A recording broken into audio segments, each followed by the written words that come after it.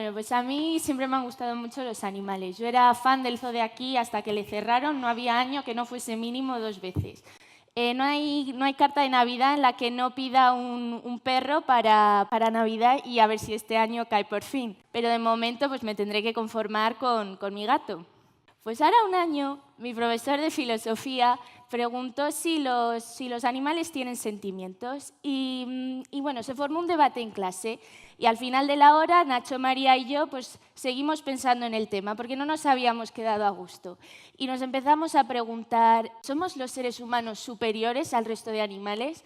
Y si nos ponemos a comparar, modestia aparte, somos prácticamente perfectos, que a lo mejor King Kong escaló uno de nuestros rascacielos, pero nosotros fuimos quienes lo construimos. Y esta idea de perfección no es algo que yo aquí a día de hoy diga, sino que ya grandes filósofos a lo largo de la historia apoyaron esta idea. Por ejemplo, Aristóteles. Aristóteles dijo que había 3 almas, un alma vegetativa propia de los vegetales, un alma sensitiva propia de los animales y un alma superior al resto, un alma racional que era propia de los seres humanos. Y era la que nos daba la capacidad de pensar. Y mira, si lo dice cualquier otra persona, pues no te lo crees. Pues si te lo dice Aristóteles, pues te da hasta respeto. Y este respeto se mantuvo durante siglos. En la Edad Moderna, Descartes dijo que los animales eran simples máquinas, que quien tenía un perro era como tener una batidora. Entonces ya este respeto, que también dio Descartes, se mantuvo hasta la Ilustración. Kant dijo que eran completamente irracionales y que nosotros los humanos, como somos superiores, somos responsables de ellos porque ellos no saben hacer nada por sí mismos. Y bueno, como a todo, siempre ha habido gente que le ha gustado llevar la contraria. Y uno de ellos fue Jeremy Bentham, que dijo en la Ilustración en el siglo XVIII, año arriba, año abajo, él dijo que los animales sienten, que tienen la capacidad de sentir agonía, de sentir sufrimiento. Entonces, que hay que crear leyes para protegerlos, porque sí que sienten algo, sí que tienen algo ahí. Y esta idea se ha mantenido hasta hoy. Hasta hoy en día hay etólogos, que son personas que estudian a los animales en su mundo natural, que apoyan esta idea. Por ejemplo, una es James Goodall. James Goodall es una inglesa que salió en Los Simpson, que es la que estuvo rodeada de monos. Bueno, pues después de pasar media vida con chimpancés, ella dijo que había una organización entre ellos. Otro que dijo lo mismo fue Frans de Waal. Frans de Waal, él dijo que había unas bases de moralidad en los chimpancés, que sí que tenían algo. Entonces, Nacho, María y yo pues ya no sabíamos qué pensar, ya no sabíamos qué hacer, entonces vimos este vídeo. Colocaron a 2 monos en 2 jaulas de cristal, de manera que se pudiesen ver pero no se pudiesen tocar. El primer mono tenía que dar una ficha y le entregaban un trozo de pepino. El segundo mono entregaba la ficha y le daban un trozo de uva. Y les gusta más la uva que el pepino. El primer mono, al ver esto, esta es su reacción.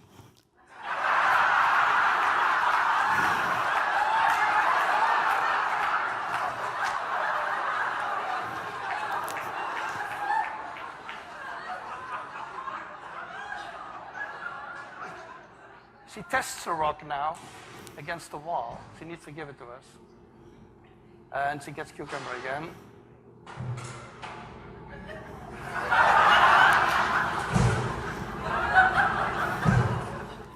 Entonces ya Nacho, María y yo pues no sabíamos si teníamos un perro, teníamos una batidora, ya no sabíamos si tienen moralidad o no tienen moralidad. Entonces empezamos a buscar y lo primero que hicimos fue buscar una definición de moral y otra de moralidad. Y la definición de moral es conjunto de ideales, valores y principios que forman un conjunto y está aplicado en una sociedad en una determinada época histórica. Entonces ya tenemos la de moral. La de moralidad es la capacidad de tener moral, pero no nos quedamos a gusto porque ¿qué es lo que hace que alguien tenga moral? ¿Qué capacidades hay que tener para decir, mira, tú lo que tienes es moralidad? Entonces seguimos buscando y llegamos a Frans de Waal.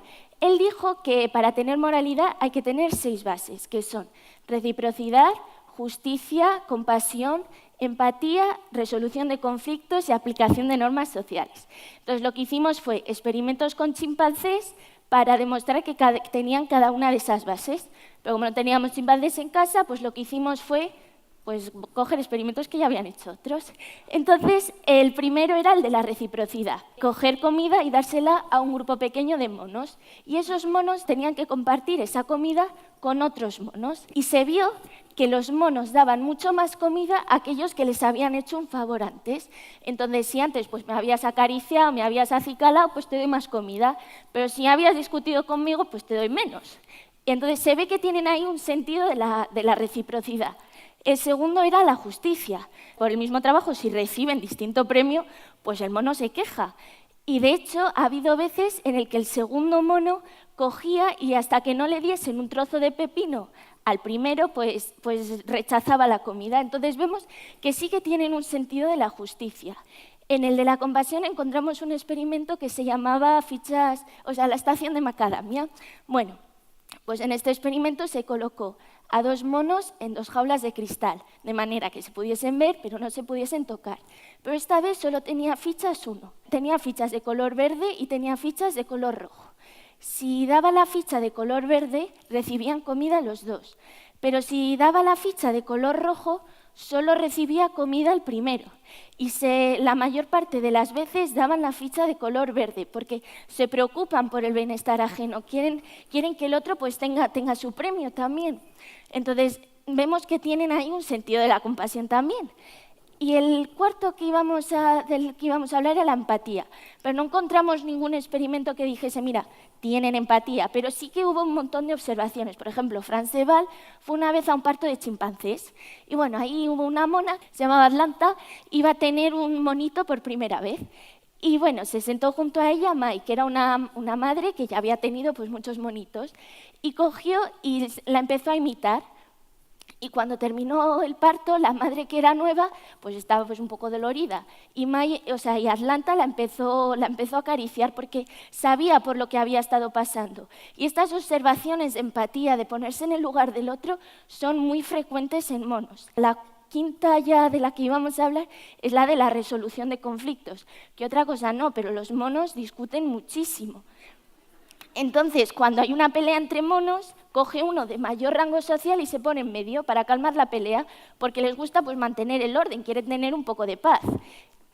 Y ya la última de todas es la de la aplicación de normas sociales. Bueno, pues en la aplicación de normas sociales también lo comprobamos. Lo que hicimos fue tirar nueces de macadamia desde el techo de un edificio. Y todos los monos pues, se acercaban, cogían todos los que podían y se sentaban por el campo. Bueno, pues ellos no podían partir la nuez ellos solos, sino que tenían que acercarse a una estación de macadamia, que es esta, en la que había una piedra para partir la nuez. Bueno, y a esta estación se iban acercando de uno en uno y todos los días se iban acercando siguiendo el mismo orden. O sea, el primero iba al primero, el segundo iba al segundo y el último iba al último. Y todos los días este orden era igual. Y si, por ejemplo, un día decía el sexto, bueno, pues yo hoy quiero ir al segundo, pues todos los monos se acercaban a él y le empezaban a pegar. Y es que, o sea, vemos que sí que tienen un sentido del orden, que sí que tienen una jerarquía, que tienen normas y las aplican en su sociedad. Entonces, ya hemos demostrado que tienen las 6 bases de las que hablaba Franz de Waal, que sí que tienen una moralidad. Entonces, tienen una moralidad, pero como que no nos quedamos a gusto, porque si tienen una moralidad, ¿por qué nosotros tenemos leyes y por qué nosotros tenemos una declaración de derechos universales? Y ellos no tienen nada. O sea, ellos no tienen una constitución, no tienen un partido político, no tienen nada. Entonces hay algo que no cuadra, hay algo que es distinto todavía. Entonces, pues seguimos buscando y llegamos a 2 teorías. Una es la teoría de las muñecas rusas y otra es el modo automático y manual de la moralidad. Bueno, pues la primera, la teoría de las muñecas rusas, la hizo Franz de Waal también, que hizo un poco de todo. Bueno, pues este hombre dijo que empezamos con una muñeca rusa muy pequeña, que es una moralidad pues muy chiquitita, y a medida que evolucionamos, a medida que pasa el tiempo, vamos añadiendo muñecas mucho más grandes. Entonces, si comparamos nuestra moralidad con la de los animales, ellos tienen una muñeca rusa muy chiquitita y nosotros tenemos pues una señora muñeca rusa, una muñeca rusa muchísimo más grande. Y en esta línea se mantuvo también la del modo automático y manual de la moralidad. Esta la hizo Joshua Green. Y tenemos que imaginarnos una cámara, pero una reflex. Bueno, pues hay un modo automático que tú haces la foto y ya está, y es intuitiva, es muy eficiente, es así, ya está, que es la moral de los animales. Pero luego hay un modo manual que es mucho más perfecto, es mucho más eficaz, tienes que elegir el brillo, la nitidez, tienes que elegirlo todo, que es mucho más profesional y es propia de los seres humanos. Entonces, los animales sí que tienen una moralidad, pero esta moralidad no está tan desarrollada como la que tenemos nosotros, pero sí que tienen algo. Entonces, claro, si nos ponemos a pensar, si tienen moralidad, tienen derechos. Y si tienen derecho a la libertad, podemos seguir teniéndoles en zoos.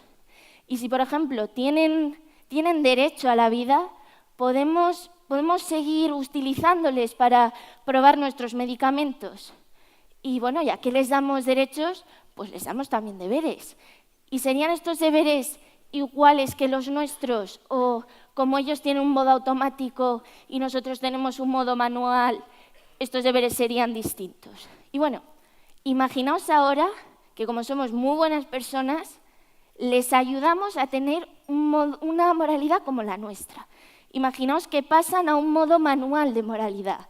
Entonces, podríamos educarles, podríamos enseñarles, y como nosotros, como enseñamos a un bebé, pues a lo mejor dentro de unos años tenemos a chimpancés con nosotros en clase. Y imaginaos a un chimpancé saliendo a la pizarra, hace un ejercicio.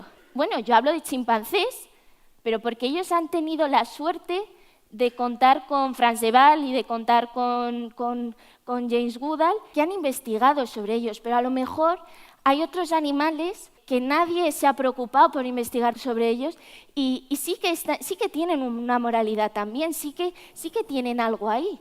Entonces, a lo mejor dentro de unos años también tenemos a un perro de salchicha en clase o a Simba. Nosotros ya estos temas ya no los hemos contestado, pero sí que es verdad que lo que sí que tenemos claro es que cada vez son más las semejanzas que nos unen con los animales a las diferencias que nos separan. Muchas gracias.